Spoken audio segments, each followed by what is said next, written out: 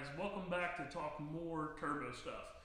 If you guys caught the last video, then you've seen that we mainly focused on talking about more of the street friendly 12 valve style stuff.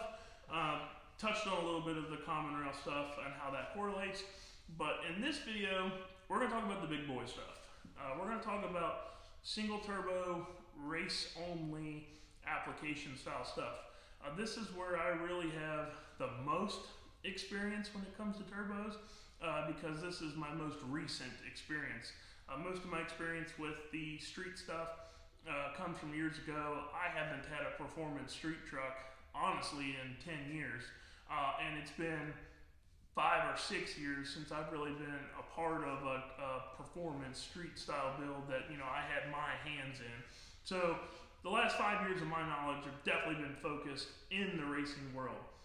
So let's talk about what this thing right here is to start with, because this is kind of getting towards the big end of the spectrum here, and then we'll rein ourselves back in.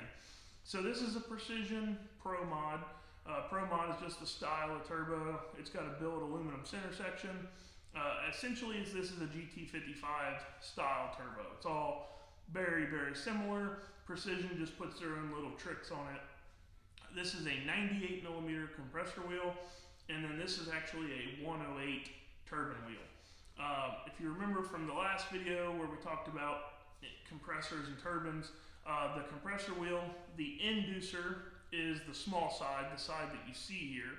That's 98 millimeter, and then on the turbine wheel, the exducer is the part that's leaving the exhaust. So that's the side that you see when you look at the back of the turbo here. That is a 108.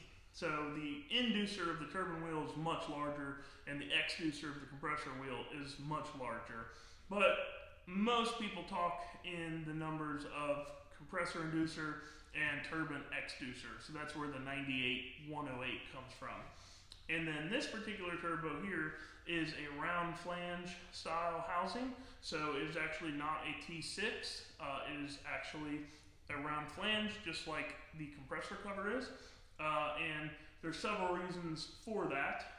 But this is a 115 housing, which is also pretty common housing for the higher horsepower race stuff. The reason that I like this round housing stuff, one, it's really easy to get the turbo on and off. It's just a band clamp that holds it on super fast. The bigger reason is that this will actually spool like a 115 like it is, but it will flow like a 132 or a 136. So when you get up into the higher RPM range, this thing has a lot more flow. Therefore, there's a lot less need for a wastegate, because we have a large turbine wheel in here, which is helping us not only make power but get the air out. The engine is the air pump. We need to get air in, we need to get air out. So this is helping us get air out, and this housing design is also helping us get the air out. But it's not killing our spool up, so it still spools really nicely. So this is kind of like the magic exhaust housing, in my opinion, the best of both worlds. Now, the downside to it, if there was going to be a downside, is that you have to build a header for it. Yes, you can. They do have an adapter that adapts from T6 to round flange, but I think if you want to maximize the performance of this, you do need to build a header. Headers are something that are starting to really become popular in the Cummins racing world. I built my first header back in 2016, and back then it was very much known that headers didn't work. They said they didn't spool good. They said that they would kill the torque. There was all kinds of conspiracies against headers.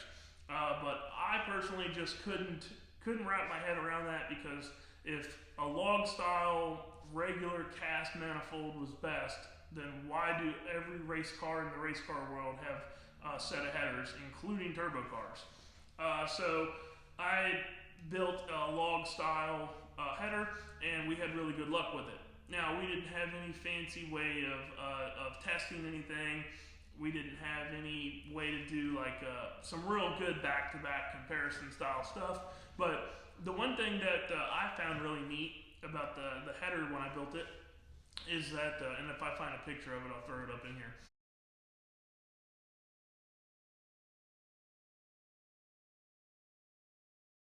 But basically, I did a log style, almost like copying what a manifold would be, but I basically didn't keep it so tight like the manifolds are.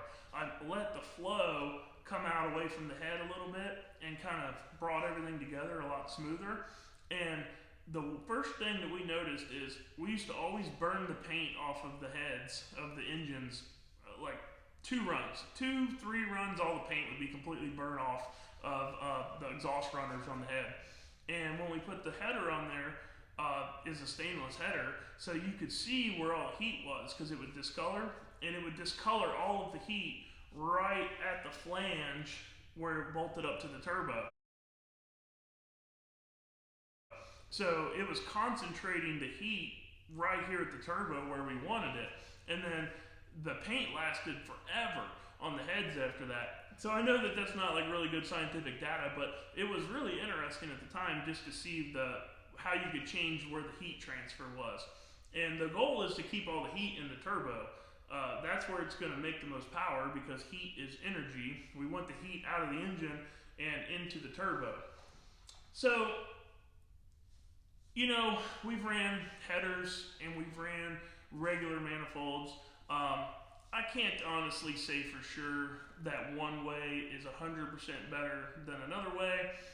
A manifold style like a steed speed is definitely going to be a lot easier. It's a bolt-on deal. You can bolt it on and go. But if you want to do a header, I don't think you're giving anything up. I don't think, especially when you have the ability to run a round flange housing turbo, I don't think you're giving anything up. If anything, I think that you are benefiting yourself, but please take that with a grain of salt, because I don't have like true back-to-back mathematical numbers to prove it either way. We went 497 in JP's truck with a basic steed speed comp T6 manifold and a box stock GT55 turbo.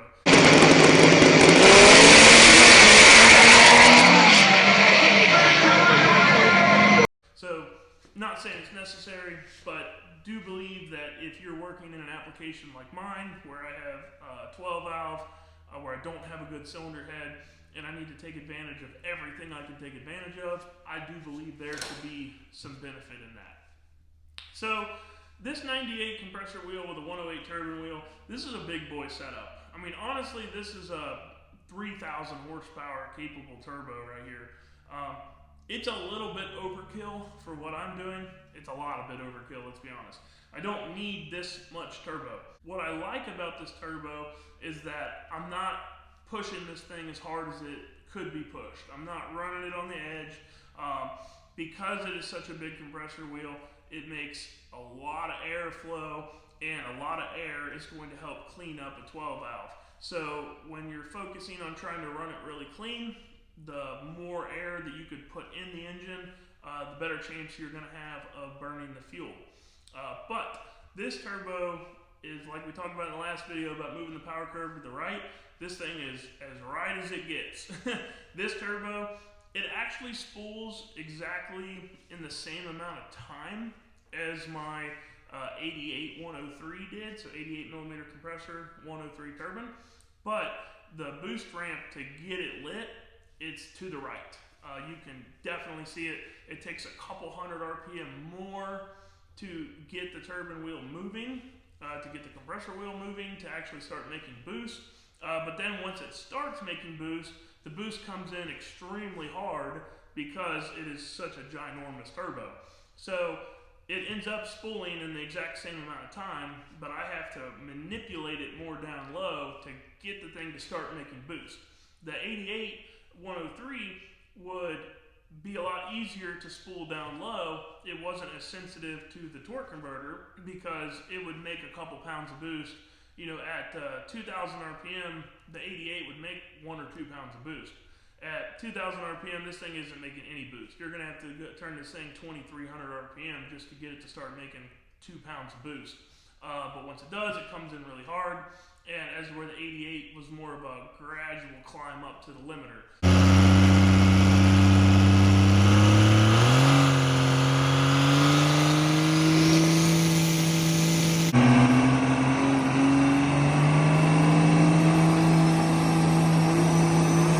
So I'm leaving starting line at the same RPM with the 88 and the 98. It's just the 98 is actually making a little bit more boost, and then it's more violent of a ramp off of the trans brake button. So that's what we want. We want to put down as much power as we can, as fast as we can, and then the challenge becomes power managing that. The bigger you go with the compressor and the turbine, the more that this turbo is a light switch. With my old turbo, with the 88-103, you could leave on 16 pounds of boost, and it would light right up just like you left on 20 pounds of boost. With this turbo, if you try to leave on 16 pounds of boost, it will fall on its face. This thing has to make 20 pounds of boost or more, or you're not leaving the starting line under power. So these are all things to consider when you're trying to figure out what is the best for your truck. If you have a common rail truck, man, it'd be hard for me to run anything but an 88-103. They spool so freaking fast. You can, spool them up almost like a street truck does, with the good tuning and with the proper engine setup and everything. And spool up's a big deal for when you're drag racing, because you don't want the other guy to have to give you courtesy to be able to get staged in time. If you're in competition and that guy knows that you can't get your stuff spooled up, he's going to go in on you and he's going to hang you out to dry. It's just part of the game. So spool up is a big deal. You want to be able to spool up fast. And if you're trying to make 2,000 horsepower and you have a common rail and you're using nitrous and you're doing common rail things with good tuning and all the latest and greatest stuff that's out there nowadays, you can do that with an 88-103, no problem. Ryan Milliken, I just always keep thinking back to him when it comes to that box stock GT55 Garrett turbo. A couple years back, like when he was running his green car, and even when he started running his blue car in X275, that's all he was running. Nothing special turbos, didn't even have a shaft speed sensor, and that was making 2,500 horsepower with nitrous, of course, but he didn't even run wastegates back then, and for the most part, he was having pretty good luck keeping them together. So the Garrett stuff is really hard to beat for out of the box, bolt it onto a T6 manifold, and go to the racetrack with your common rail truck and go rip it. If you start getting into like some of the bigger stuff, like the 91s and the 94s and the 98s, those are all going to just keep making more power. The thing about when you go to the 94s and all that stuff, the boost is going to go up, but usually the shaft speed goes down. It actually, your shaft speed's a little bit more controllable from what I've seen when you go with the larger compressor stuff. So if you're having a shaft speed issue and you don't want to run wastegates, then you can start going larger turbine wheel, larger compressor wheel. But really, if you're doing anything other than trying to run 2,500 horsepower all out and above, it'd be hard for me to want to go with anything other than the 88-103. It's just a great all-around turbo, and I wouldn't be at all afraid to run that on a 12-valve truck either. I don't have any direct experience with one on a 12-valve truck, but this 88-103 that I had previous to this was very similar, aside from not having the tubular header and round flamed exhaust housing. So let's talk a little bit about wastegate stuff now, because really when you get into this drag racing stuff at a real serious level and you're using nitrous and you're trying to make 1,500 plus horsepower, wastegates start to really become a factor. Now, if you guys have been following me, you know that I have not ran a wastegate in my truck, and that is because I have shaft speed data. And my shaft speed on this has never been over 108,000.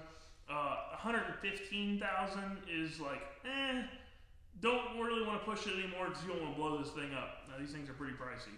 So 108,000 though, it's like, don't worry about it, it'll run all day long there. But what really you need to tell the whole picture here is drive pressure.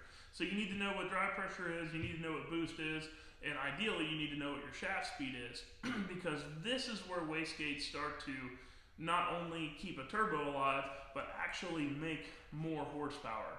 So if your drive pressure is beyond 1 to 1, so if you have 100 pounds of boost and your drive pressure is 140 pounds, you are losing horsepower. You are trying to force air into that engine faster than it can get it out, and everything suffers, including horsepower. So ideally, you want as close to 1-to-1 of a ratio as possible. That's really where the engine is the most efficient.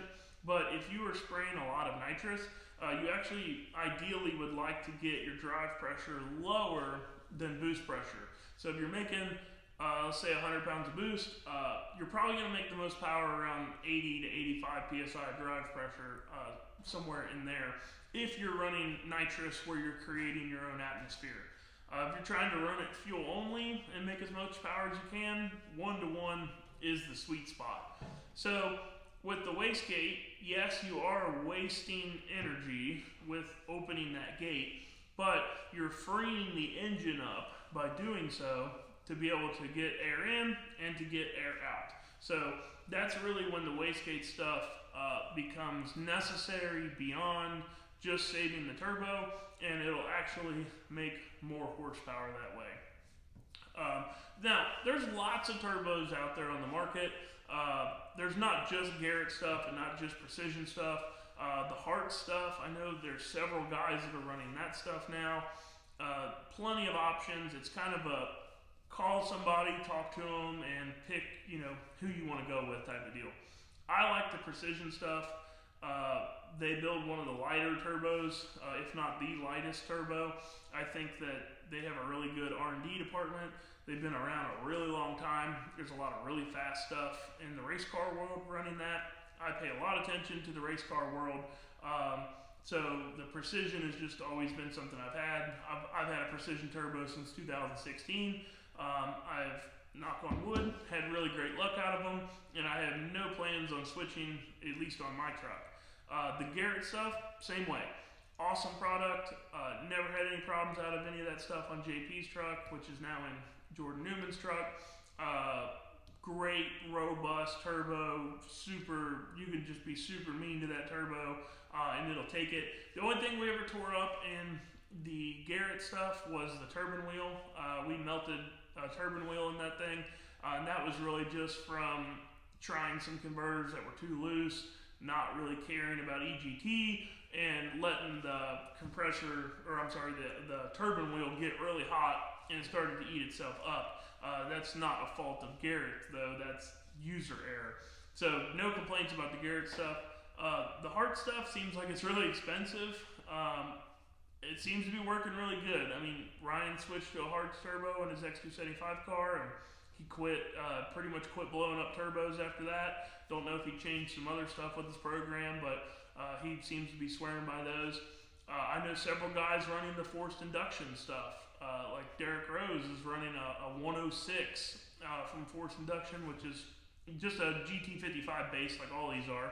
But Jose at Force puts his little spin on it, and his compressor wheel and compressor cover stuff on it and whatnot. And I mean, Derek's making 3,000 plus horsepower every rip down the track with that thing, and he wasn't even wastegating it here for a while, just because the shaft speed was staying in check because it had such a giant compressor wheel on it. So I would say when it comes to this racing turbo stuff, just pick a good name brand.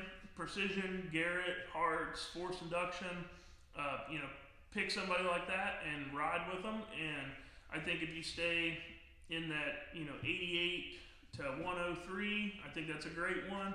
I think a 94 103 is still a great one. I think above a 94 you need to put a 108 turbine in it. I know that above a 98 you probably need to get into like the 111 turbine stuff, but just know that the larger you go with that stuff, the more your torque converter matters, the more your transmission setup has to be on point. Dumps really come into play on that bigger stuff. Your tuning has to be spot on. Your engine combo has to be good. So if you just have a 5.9 setup, stick with that Garrett 88 103. If you've got a fully billet 6.8 liter Freedom Racing engine motor, then yeah, you can run that 106 like Derek has. But if you got something in between, then maybe you need to stick in that 91, 94 with the 103. And if you got a stupid 12 valve like I do, and you need to try to take advantage of everything you got, then maybe the 98 108 is where you need to be at. So that's pretty much it for this one, guys. Just a good little overview about drag racing turbos, single turbo stuff. I don't do any compound stuff when it comes to drag racing. Not saying you can't. Justin Ziegler has gone very fast with compounds in his truck, which is Fire Punk's old 4x4 truck. So definitely not saying that you can't do it. I just don't have any experience about it, so I don't like to talk about things I don't have experience because I don't like to speculate. So that's all I got for this one, guys. If you like this one, drop a comment, let me know. If I missed something that you guys wanted me to talk about, if you guys want me to talk about some more in-depth racing stuff when it comes to turbos and whatnot, we could definitely do that too. This is just a good little overview to get the conversation started to see if you guys like this type of stuff. So hit that like button, hit that subscribe button, and like always, guys, we'll catch you next time.